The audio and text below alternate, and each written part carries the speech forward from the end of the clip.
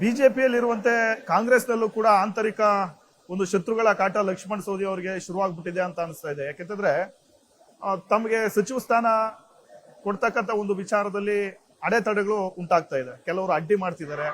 ಯಾರು ಸರ್, ಯಾವ ಶಕ್ತಿ ಅದನ್ನ ತಡಿತಾ ಇದೆ ಅಂತ? ನನಗೇನು ಅಂತ ಶಕ್ತಿ ಯಾವ ಇದಾವ ಅಂತ ಹೇಳಿ ನನಗೇನು ಭಾವಿಸ್ಕೊಂಡಿಲ್ಲ.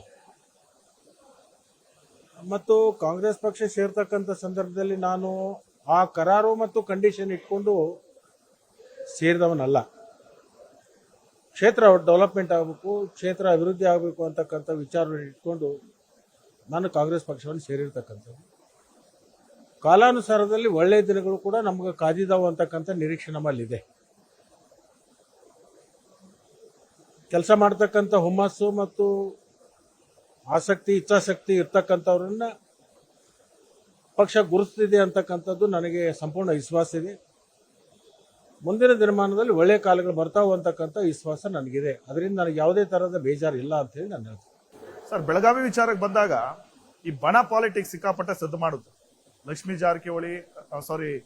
ಹೆಬ್ಬಾಳ್ಕರ್ ಹಾಗೆ ಈ ಕಡೆ ಸತೀಶ್ ಜಾರಕಿಹೊಳಿ ನಡುವೆ ಬಹಳಷ್ಟು ಒಂದು ಬಣ ಬಡಿದಾಟ, ಏನೋ ಒಂದ್ ಕಡೆ ಇಬ್ಬರ ನಡುವೆ ಜಟಾಪಟಿ, ಈಗ ಅಧಿಕಾರಿಗಳ ಒಂದು ವರ್ಗಾವಣೆ ವಿಚಾರದಲ್ಲಿ ಒಂದು ಕೋಲ್ಡ್ ವಾರ್, ಇಂಥ ಒಂದು ವಾತಾವರಣ ನಿರ್ಮಾಣ ಆಗಿದೆ. ಇದು ಏನೋ ಒಂದ್ ರೀತಿ ಬಗೆಹರಿಯದ ಒಂದು ಸಮಸ್ಯೆನ? ಅಂಥದ್ದು ಯಾವುದು ನನ್ನ ದೃಷ್ಟಿಯಲ್ಲಿ ಅಂಥದ್ದು ಯಾವುದೇ ಒಂದು ವೈಮನಸ್ಸು ಭಿನ್ನಾಭಿಪ್ರಾಯ ನನಗೇನು ಕಂಡಿಲ್ಲ. ಯಾವುದೇ ಅಂತ ಸಣ್ಣ ಪುಟ್ಟ ವಿಚಾರ ಕೂಡ ಇವತ್ತು ನಡೆದಿರ್ತಕ್ಕಂಥದ್ದು ನಮ್ಮ ಮುಂದೆ ಇಲ್ಲ. ಅವರಿಬ್ಬರ ಮಧ್ಯದಲ್ಲಿ ವೈಮನಸ್ಸು ಇಲ್ಲ ಅಂತ ಹೇಳಿ ನನಗೆ ಬಹಳ ಸ್ಪಷ್ಟವಾಗಿ ನಾನು ಹೇಳಿಕ್ಕೆ ಬಯಸ್ತೇನೆ. ಅದೇ ಥರದ ಗೊಂದಲ ಇಲ್ಲ. ಸತೀಶ್ ಜಾರಕಿಹೊಳಿ ನಿಮ್ಮ ನಡುವೆ ಒಡನಾಟ ಹೇಗಿದೆ ಸರ್? ನನ್ನ ಅವರ ಮಧ್ಯದಲ್ಲಿ ಅಂಥದ್ದು ಏನು ದೊಡ್ಡ ಭಿನ್ನಾಭಿಪ್ರಾಯ ಅಂತ ಇಲ್ಲ.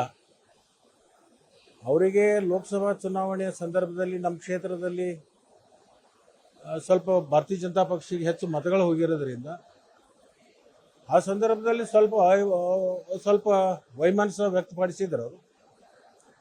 ತದರ ನಂತರ ಅಲ್ಲಿ ಅದು ಯಾಕೆ ಬದಲಾವಣೆ ಆಯ್ತು ಅಂತಕ್ಕಂಥದ್ದು ಅವ್ರಿಗೆ ಬಹುತೇಕ ಈಗ ಮನವರಿಕೆ ಆಗಿರ್ಬೋದು. ಯಾಕಂದ್ರೆ ನಮ್ಮ ಕ್ಷೇತ್ರ ಮೊದಲಿನ ಹಿಡ್ಕೊಂಡು ಭಾರತೀಯ ಜನತಾ ಪಕ್ಷದ ಒಂದು ಗಂಡು ಮೆಟ್ಟಿನ ನೆಲ ಅಂತ ಹೇಳಿ ಹೇಳ್ಕೊತಿತ್ತು. ಹುಕ್ಕೇರಿ ಇರ್ಬೋದು ಮತ್ತು ಅಥಣಿ ಇರ್ಬೋದು. ಮೊದಲಿನಿಂದ ಸ್ವಲ್ಪ ಕಾಂಗ್ರೆಸ್ ವಿರೋಧಿ ಅಲೆ ಅಲ್ಲಿ ಒಂದು ಸೃಷ್ಟಿ ಇತ್ತು. ಯಾಕಂದ್ರೆ 20-25 ವರ್ಷ ಆ ಥರದಿಂದ ಮೈಂಡ್ ಸೆಟ್ ನಾವು ಮಾಡಿರ್ತಕ್ಕಂಥ ಅದು ನನಗೆ ಅನ್ಯಾಯ ಆದಂಥ ಸಂದರ್ಭದಲ್ಲಿ ಜನ ರೊಚ್ಚಿಗೆದ್ದು ನನಗೆ ಮತಗಳನ್ನು ಕೊಡ್ತಕ್ಕಂಥದ್ದು ಒಂದು ವಿಚಾರ. ಮತ್ತು ಬೇರೆ ಬೇರೆ ಕ್ಷೇತ್ರದ ಈಗ ಇಡೀ ಲೋಕಸಭೆ ಕ್ಷೇತ್ರಗಳನ್ನು ತಗೊಂಡಾಗ ಈ ಲಕ್ಷ್ಮೀ ಹೆಬ್ಬಾಳ್ಕರ್ ಅವರ ಕ್ಷೇತ್ರನ ನೀವು ಉದಾಹರಣೆಗೆ ತಗೊಳ್ಳಿ. ಅವರು 50,000ದಿಂದ ಆರಿಸಿ ಬಂದಿದ್ರು. ಅವ್ರ ಮಗನನ್ನು ಚುನಾವಣೆಗೆ ನಿಂದ್ರಿಸಿದಾಗ ಅಲ್ಲಿ ಭಾರತೀಯ ಜನತಾ ಪಕ್ಷ 50,000 ಲೀಡ್ ಆಗುತ್ತೆ. ಅಂದ್ರೆ ಒಂದು ಚುನಾವಣೆಗೆ ಟ್ಯಾಗ್ ಮಾಡ್ಲಿಕ್ಕೆ ಆಗಲ್ಲ. ಜನರ ಆಲೋಚನೆ ಒಂದೊಂದು ಸಂದರ್ಭದಲ್ಲಿ ಒಂದೊಂದು ವಿಚಾರಗಳಿರ್ತವೆ. ಲೋಕಸಭೆ ಬಂದಾಗ ಯಾರಿಗೆ ಕೊಡಬೇಕು, ವಿಧಾನಸಭೆ ಚುನಾವಣೆ ಬಂದಾಗ ಯಾರಿಗೆ ಕೊಡಬೇಕು, ಜಿಲ್ಲಾ ಪಂಚಾಯತಿ ಚುನಾವಣೆ ಬಂದಾಗ ಯಾರಿಗೆ ಕೊಡಬೇಕು ಅಂತಕ್ಕಂಥದ್ದು ಅವತ್ತಿನ ಸಂದರ್ಭಕ್ಕನುಸಾರವಾಗಿ ಆಲೋಚನೆಗಳು ಚಿಂತನೆಗಳು ಜನರ ಮಧ್ಯದಲ್ಲಿ ಇರ್ತವೆ.